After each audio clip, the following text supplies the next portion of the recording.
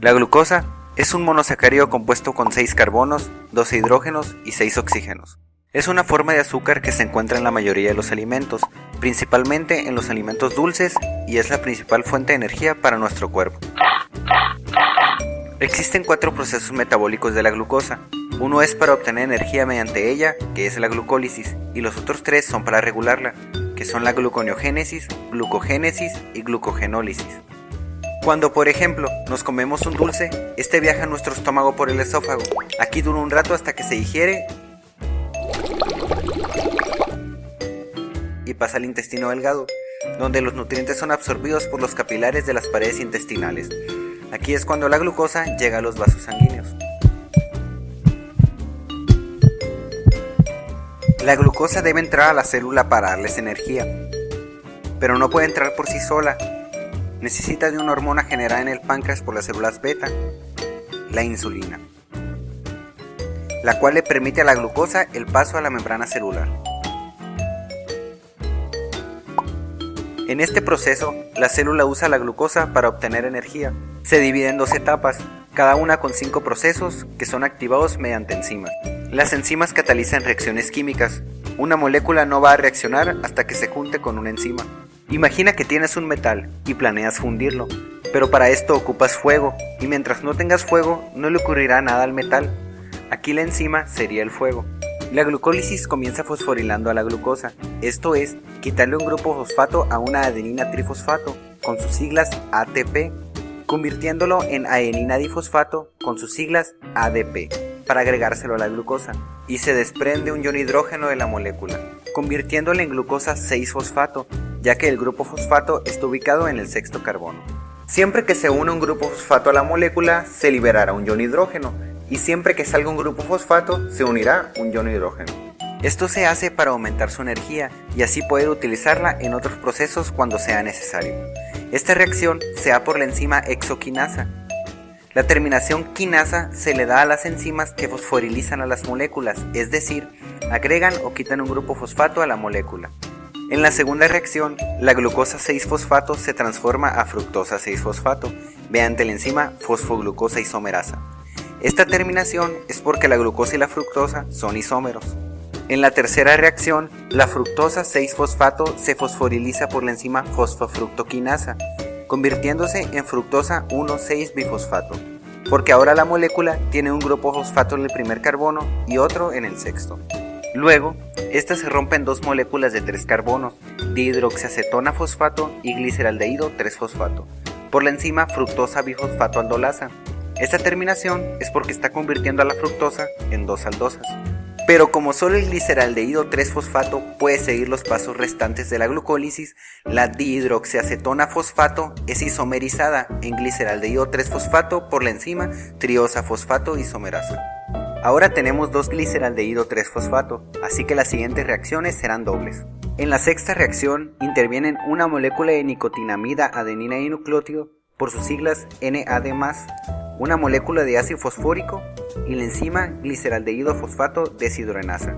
El grupo fosfato del ácido fosfórico se une al primer carbono del gliceraldehído, formando 1,3-bifosfoglicerato, porque ahora tiene un grupo fosfato en el primer y el tercer carbono.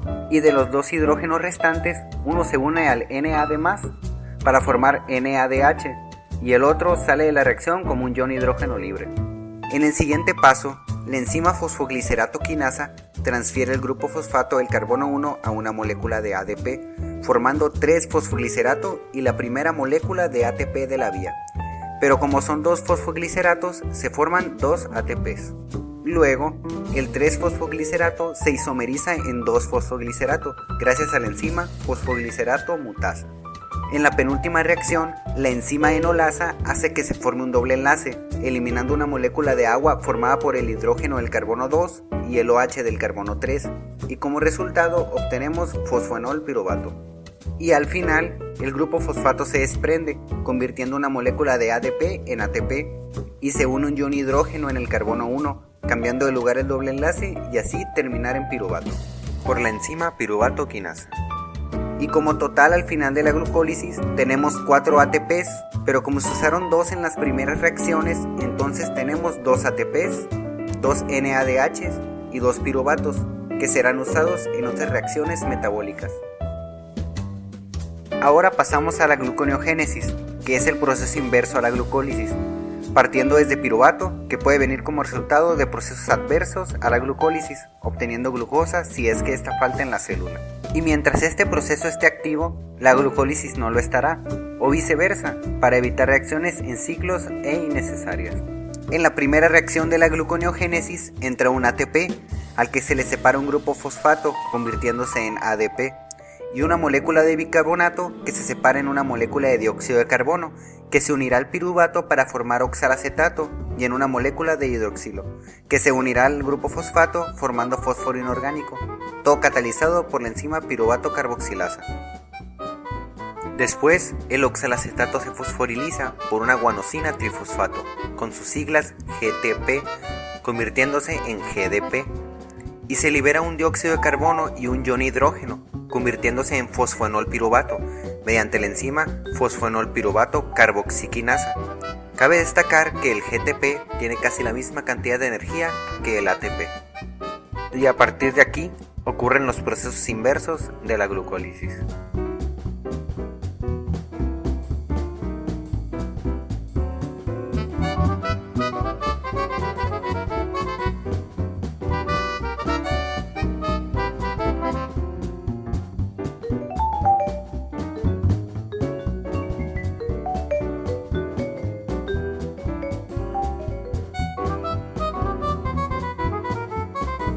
Hasta llegar a la fructosa 1,6-bifosfato. En esta reacción entra una molécula de agua, dividiéndose en un ion hidrógeno, que se une a la fructosa 6-fosfato, y una molécula de hidroxilo, a la que se le une el grupo fosfato desprendido de la fructosa 1,6-bifosfato, esto catalizado por la enzima glucosa 6-fosfatasa. En la siguiente reacción, la fructosa 6-fosfato se isomeriza en glucosa 6-fosfato por la enzima fosfoglucosa isomerasa. Y para terminar, una vez más, entra una molécula de agua y sale un fósforo inorgánico por la enzima glucosa 6-fosfatasa, convirtiendo la molécula en glucosa. Y al final de la gluconeogénesis, por cada 2 piruvatos obtenemos una glucosa, pero perdemos 4 ATPs, 2 GTP y 2 NADH. Así que es un proceso muy costoso, pero útil para cuando no hay glucosa en el cuerpo.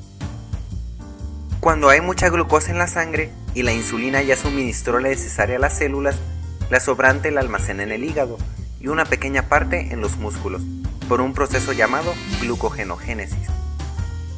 El primer paso de la glucogenogénesis es el mismo que la glucólisis. La glucosa se fosforiliza formando glucosa 6-fosfato. Después, la glucosa 6-fosfato se isomeriza a glucosa 1-fosfato por la enzima fosfoglucomutasa.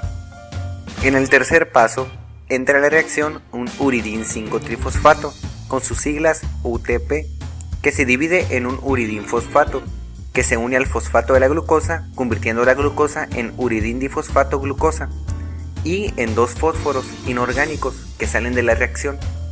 Todo esto por la enzima UDP glucosa pirofosforilasa. En el paso 4, al uridín difosfato glucosa se le desprende el uridín difosfato, quedando como un residuo de glucosa, el cual se unirá a otro residuo de glucosa por la enzima glucogenina. Pero para esto se le debe desprender el grupo hidroxilo del carbono 4, y así se puede unir mediante el oxígeno, para formar el inicio de la molécula de glucógeno. Y una vez que ya se unieron las primeras glucosas, la glucogenina ya no es necesaria, así que se desprende de la molécula. Así que del glucógeno, al que se le irán sumando más residuos de glucosa de la misma manera, siempre por enlaces alfa 1,4. Y todo esto es catalizado por la enzima glucógeno sintasa.